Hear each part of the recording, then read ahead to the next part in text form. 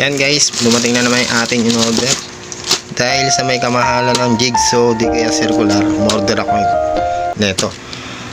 Nasa 100 plus lang siya guys. Yan o.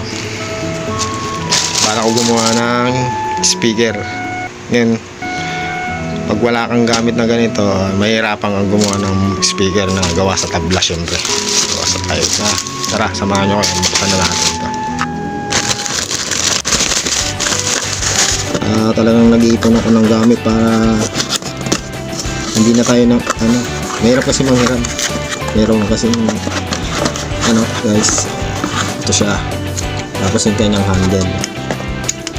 Hindi kakabit tong handle na to. Dito. Ayun. Ayan.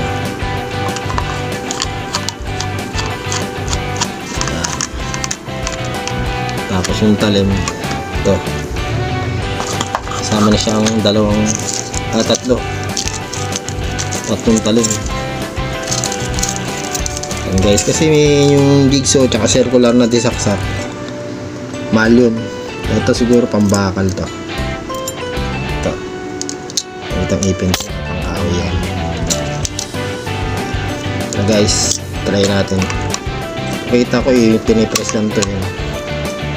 Press bago ipasok yung talim. Try natin.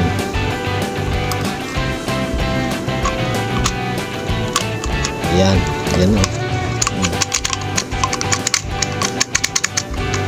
Ngayon, siyempre sa ganito siya ilalagay sa barena. Ayan ang gagawin natin guys. Kasi may kamahalan yung circular tsaka jigsaw yung mga pamputol. Ito nakita ko pa.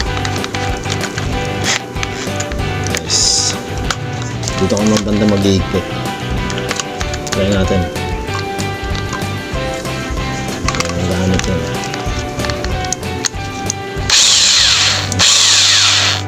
Guys. Kailangan bumili ng jigsaw tsaka circular. May kamahalan kasi sa 3K yun.